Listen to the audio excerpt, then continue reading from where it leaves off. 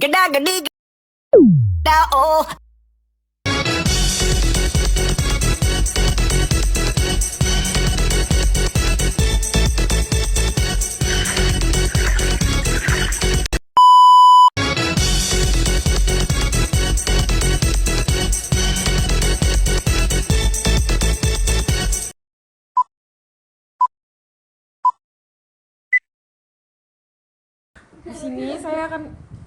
Di sini saya akan menjelaskan unsur gramatikal, unsur ekstrinsik dan unsur intrinsik yang ada pada film agak lain.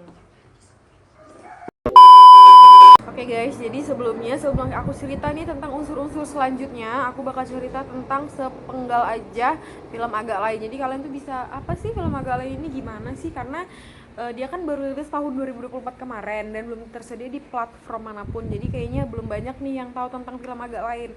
Nah, aku bakal cerita sedikit tentang film ini ya. Jadi ini tuh film komedi horor atau horor komedi yang disutradarai oleh Muhadli Ako. Plot ini berfokus pada 4 petugas rumah hantu, yaitu Boris, ada Jagel, ada Bene, dan member mereka yang baru yaitu Oki. Jadi sebelumnya mereka ini bertiga teman-teman. Jadi sebelum kedatangan Oki, rumah hantu ini tuh benar-benar sepi pengunjung dikarenakan kurangnya bahan atau fasilitas yang memadai, terus juga harganya juga yang tidak sesuai dengan fasilitas yang ada. Udah gitu juga setahu aku di film itu benar-benar fasilitasnya tuh enggak banget untuk kita sebut rumah hantu ya. Jadi benar-benar enggak banget deh pokoknya. Jadi setelah Oki bergabung, setelah keluar dari pekerjaan yang lama, Oki bergabunglah ke mereka. Jadi mereka jadinya berempat tuh. Nah terus Oki bilang, ini kenapa sepi banget ya gitu kan. Ternyata Oki baru sadar, oh ini kita harus renovasi nih gitu. Ini ada kurangnya nih, mereka renovasi lah dengan dana seadanya. Setelah itu ada satu pengunjungnya ini kenapa bisa masuk ke situ karena dia lari dari mata-mata istrinya. Jadi ceritanya pengunjungnya ini lagi selingkuh teman-teman. Jadi ketika mata-mata istrinya dateng nyariin si pengunjung ini, dia larilah tuh masuk ke rumah hantu, padahal dia tahu kalau misalnya dia itu ada serangan jantung. Nah karena mereka sebenarnya petugas rumah hantu yang pastinya nakut-nakutin pengunjung, ketika jumpa dengan pengunjung yang mempunyai penyakit serangan jantung, ya pengunjungnya meninggal dunia di situ guys. Jadi disitulah seremnya tadi, pengunjung itu meninggal dunia dan salahnya mereka berempat di sini tidak langsung lapor polisi. Jadi mereka tuh kubur di situ. Akhirnya ketahuan lah sama selingkuhannya si pengunjung ini tadi gitu. Bapak itu kayaknya terakhir masuk di sini deh, tapi kok nggak keluar-keluar ya gitu kan. Karena mereka panik nggak tahu harus mau ngapain, akhirnya mereka kubur lah itu pengunjung tadi di situ. Oke, begitu ya.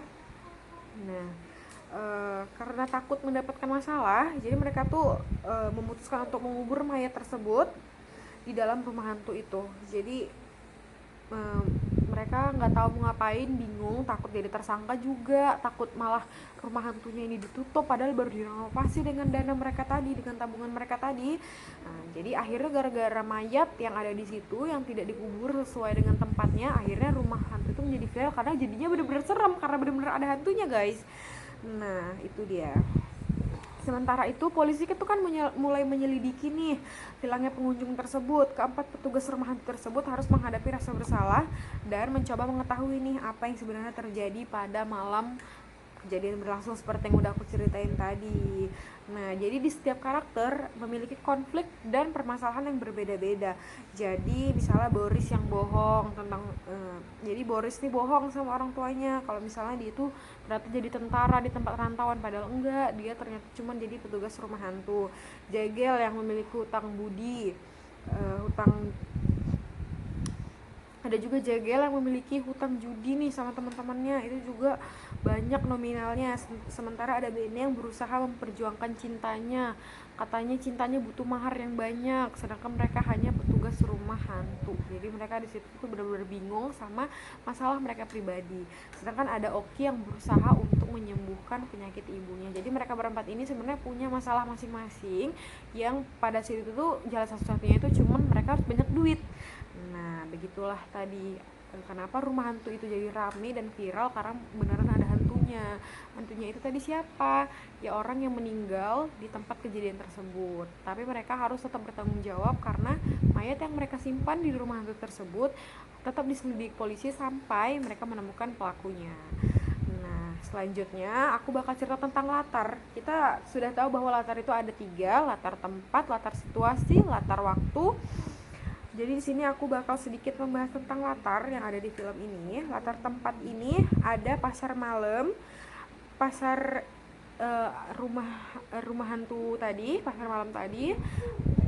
Terus ada rumahnya si Oki, tempat ibunya sakit. Dan ada latar waktu. Film ini berlatar pada masa kini, yaitu 2024, dan latar waktu yang kami ambil di sini adalah pagi, siang, sore, dan malam. Selanjutnya ada latar sosial.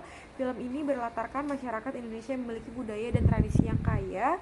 Pasar malam menjadi tempat yang populer bagi anak muda atau kalangan masyarakat ketika hari liburan, hari weekend, hari-hari besar.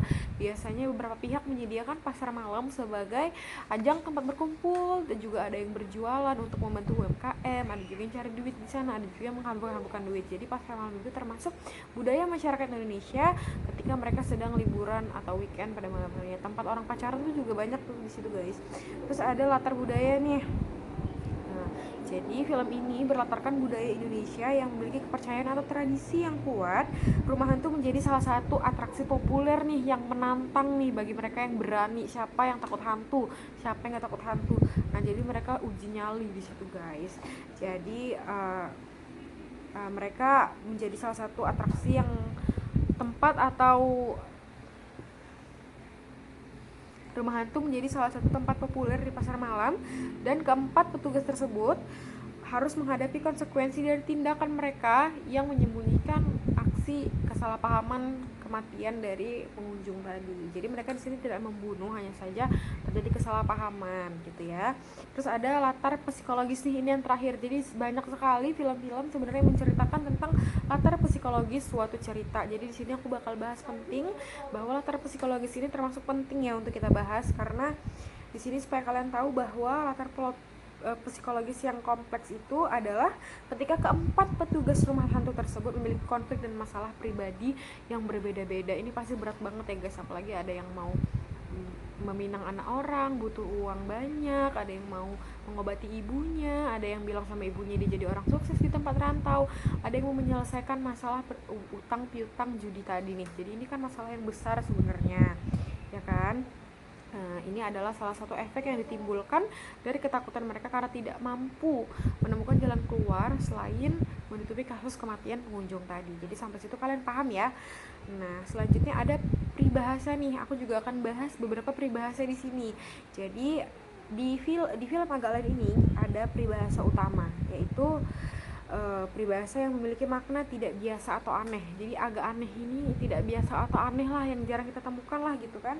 Nah, peribahasa ini digunakan sebagai judul film karena menggambarkan kehidupan keempat petugas rumah hantu yang aneh dari orang-orang normal. Jadi mereka ini lucu, lawak, freak dan lain-lain sebagainya. Itu kan agak aneh ya kelihatannya ya. Itu menjadi salah satu peribahasa utama yang kita jadikan judul di film ini.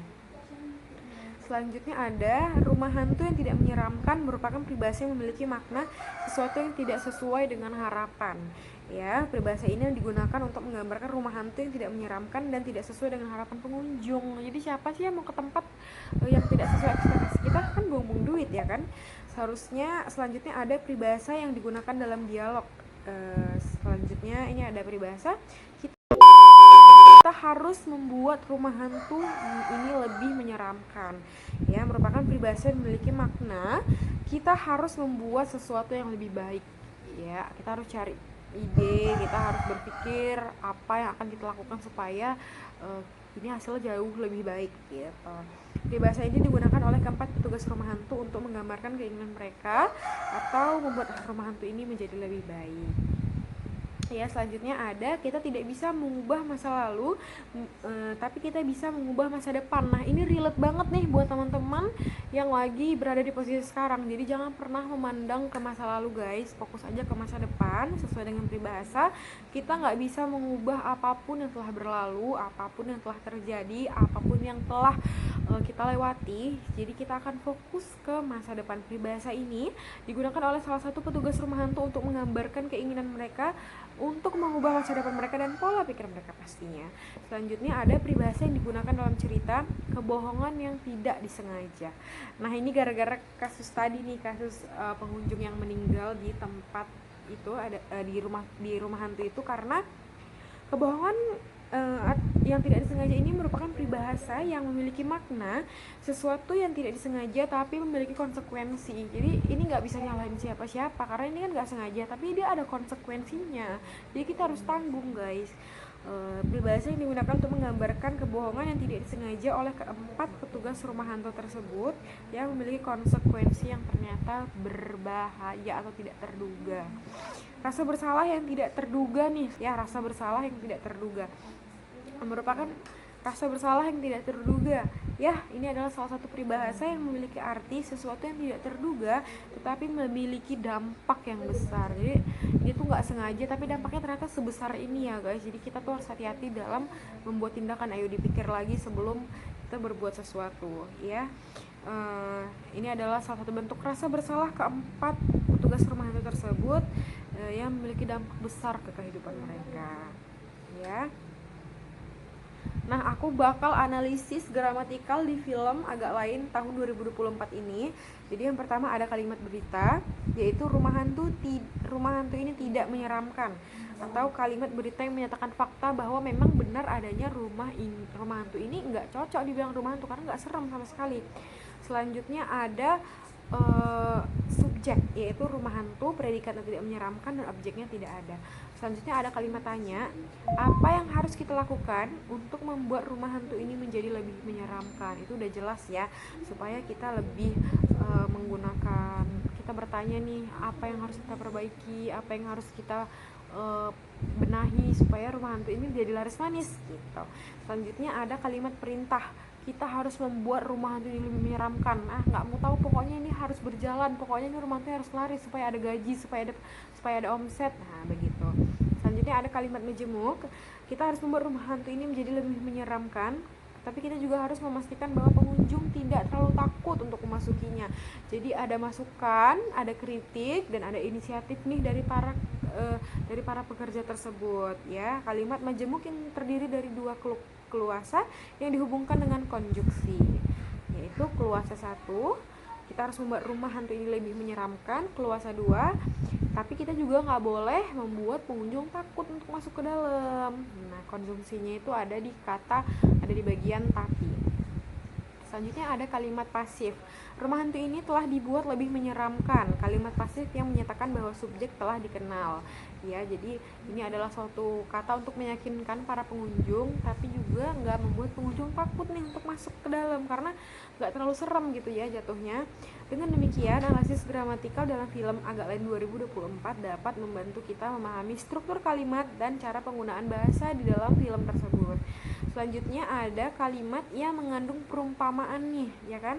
Ada perumpamaan seperti kata kita seperti ikan yang terjebak di dalam jaring, nggak bisa keluar, ya. Perumpamaan yang menggambarkan situasi yang sulit atau tidak diatasi sama saja dengan istilahnya telur di ujung tanduk. Nah, itu sama tuh kayak gitu. Jadi kita bingung nih mau ngapain. Salah satu posisi terancam juga, guys, karena mereka pasti bakal ketangkap polisi kalau mereka ngelapor bahwa ada pengunjung yang meninggal di tempat bekerja mereka.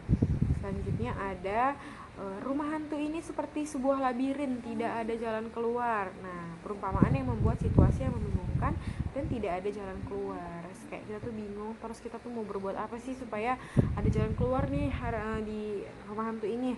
Selanjutnya ada perumpamaan yang menggunakan kata bagai, yaitu kalimat 1, kita bagai daun kering yang terhempas angin, tidak bisa menentukan arah.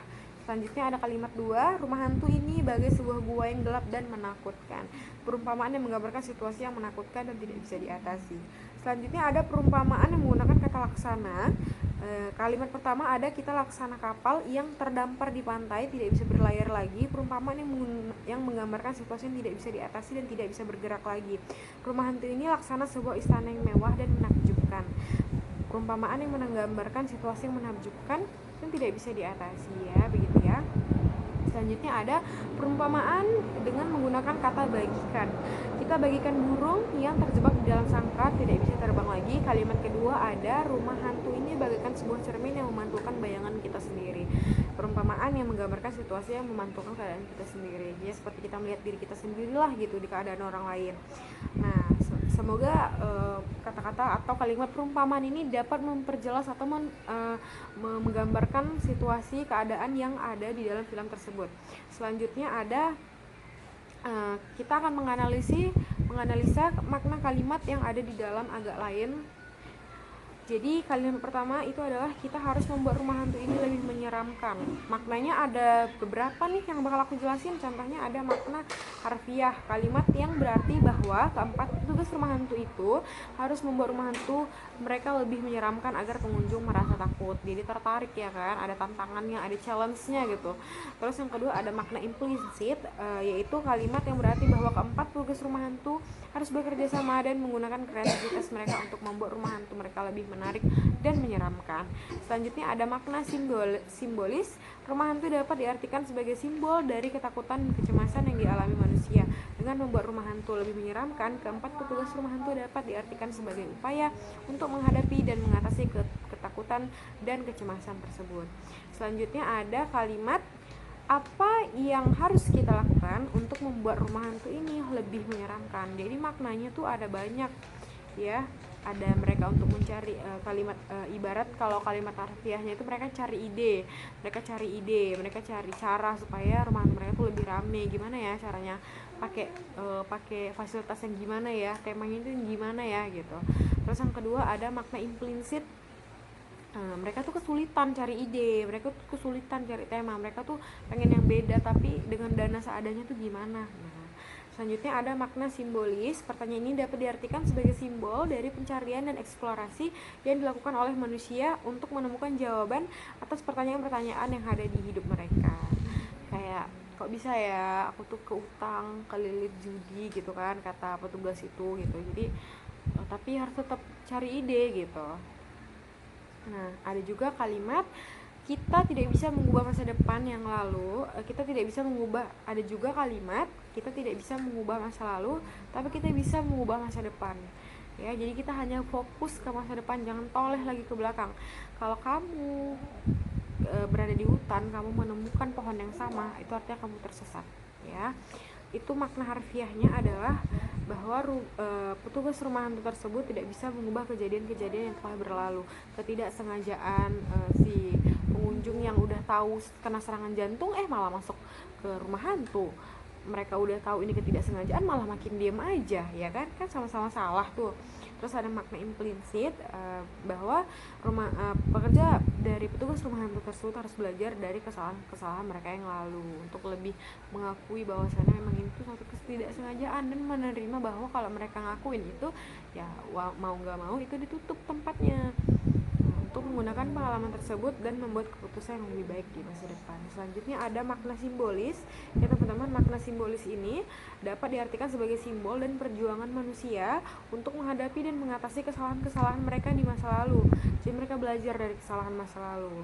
Nah, dengan demikian semoga analisis makna kalimat di film 2024 ini dapat membantu kita ya kan memahami kejadian dan kondisinya. Oke, kembali lagi back to topic. Jadi aku bakal kasih tahu siapa sih penulis dari cerita agak lain ini. Penulisnya adalah Muhadli Ako yang kita kenal sebagai Ako nih atau Pak Ako. Ya, merupakan seorang komika, aktor, sutradara Indonesia yang lahir di Jakarta pada tanggal 16 Oktober 1983. Sebelum terjun ke dunia perfilman, Ako ini dikenal sebagai komika ya atau orang-orang yang menciptakan komik yang memperkenalkan melawak tunggal di Indonesia melalui stand up nomor Indonesia yang pertama. Terus juga aku ini memiliki latar belakang pendidikan dari Universitas Islam Negeri jurusan Teknik Informatika. Keren ya. Ia memulai karirnya sebagai stand up komedian sebelum beralih ke dunia akting dan persutradaraan. Film-film yang telah disutradari oleh Pak Aku antara lain adalah Gara-gara Warisan, terus ada Ghostwriter 2, terus ada film agak lain.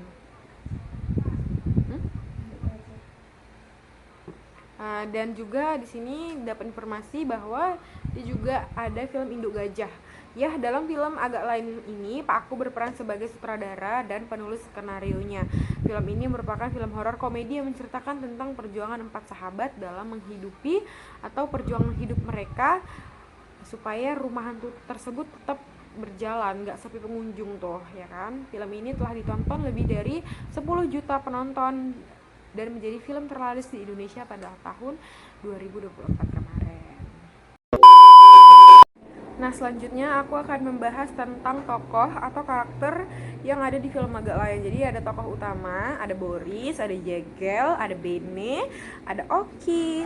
Nah, jadi Boris ini gimana sih perannya? Diperankan oleh Boris Bokir, adalah salah satu petugas rumah hantu yang memiliki kepribadian yang unik, aneh, freak, dan kadang-kadang dia lucu nih. Jadi dia yang bikin ketawa-ketawa kita nih kalau misalnya kita lagi nonton film. Dia memiliki rasa ingin tahu yang besar, dia kepoan orangnya, dia mau tahu semuanya, dan juga suka melakukan hal-hal yang di luar nalar. Selanjutnya yang kedua ada Jegel, diperankan oleh Indra Jegel, adalah salah satu petugas rumah hantu yang memiliki kepribadian yang lebih dewasa, bertanggung jawab. Ya, dia memiliki pola pikir yang luas daripada teman-temannya nih, dan ia memiliki peran penting dalam membantu Boris dan teman-temannya. Selanjutnya ada Bene, ya, selanjutnya ada Bene, salah satu petugas rumah hantu yang memiliki kepribadian yang lebih santai dan humoris. Ia memiliki peran penting dalam membuat suasana menjadi lebih santai, lebih rileks, lebih menyenangkan, dan lebih santai nih kalau misalnya kayak kita sama teman-teman. Selanjutnya ada tokoh pendukung, ya. Ada Ibu Boris, diperankan oleh Tora Sudiro, yang memiliki kepribadian yang sangat penyayang, peduli, care sama anak-anaknya. Dia memiliki peran penting dalam membantu Boris dan teman-temannya nih menemukan bahwasannya seorang ibu tuh harus support selalu, ya. Selanjutnya ada Pak Guru, diperankan oleh Surya Insomnia. Pak Guru adalah guru dari Boris dan teman-temannya yang memiliki kepribadian yang sangat bijak, berpengalaman, lebih terbuka pikirannya, lebih luas wawasannya. Ia memiliki peran yang penting dalam membantu Boris dan teman-temannya juga. Teman-teman Boris diperankan oleh beberapa aktor atau aktris yang memiliki kepribadian yang unik dan aneh. Mereka juga termasuk peran yang penting dalam membantu Boris dan teman-temannya nih. Nah, Naomi adalah salah satu tokoh dalam film Agak Lain di 2024. Ia diperankan oleh artis cantik dan berbakat Naomi Paulinda atau dikenal sebagai Naomi, teman Boris, dan memiliki peran atau pribadi yang sangat ceria, unik, aneh, dan selalu membantu teman-teman Boris di setiap ada masalah atau tantangan, ya. Namun Nah, teman-teman, jadi kalau misalnya kalian belum tahu film Agak Lain itu film apa sih, menceritakan tentang apa sih? Jadi dia itu film komedi, ya. Dibilang horor ya ada horornya dikit, tapi dia lebih banyak ke komedinya. Jadi kita bisa bilang ini tuh film horor komedi. Oke? Dia merupakan film yang disutradarai oleh Muhadli Ako. Plot film ini berfokus pada 4 petugas rumah hantu, yaitu Boris, ada Jagel, ada Bene, dan ada Oki yang bekerja di sebuah rumah hantu pasar malam. Jadi awalnya rumah hantu ini tidak menarik pengunjung nih karena kurang menarik, juga kurang serem gitu, kayak kurang menantang gitu tuh rumah hantunya. Jadi setelah Oki bergabung, ya, mereka memutuskan untuk merenovasi rumah hantu dan membuatnya lebih serem. Kayak mereka tuh mikir, ini apa sih kurangnya? Ini kenapa sih pengunjung tuh nggak ada minatnya datang kemari, padahal udah di setel sebagus dan seserem mungkin, ternyata tetap kurang peminatnya. Jadi setelah Oki bergabung, baru tuh mereka mulai memikirkan rencana-rencana supaya rumah hantu tuh lebih rame. Nah, jadi tapi sayangnya ada sayangnya nih, teman-teman. Jadi awalnya rumah hantu mereka itu kan sudah direnovasi nih, ternyata berakhir dengan kematian atau ketidaksengajaan orang yang mengunjungin rumah hantu tersebut karena terkena serangan jantung. Jadi setelah direnovasi, jadi ada bapak-bapak nih sebagai pengunjung, ternyata dia itu terkena serangan jantung. Jadi kan mereka nggak tahu sebenarnya bapak-bapak ini ada serangan jantung. Ngapain gitu kan masuk ke rumah hantu kalau ada serangan jantung? Ternyata bapak-bapak itu lagi lari dari mata-mata istrinya gitu. Jadi dia masuk ke rumah hantu. Jadi di sini tuh bener-bener di sini dua-duanya itu sama-sama ketidaksengajaan gitu, ada unsur ketidaksengajaan.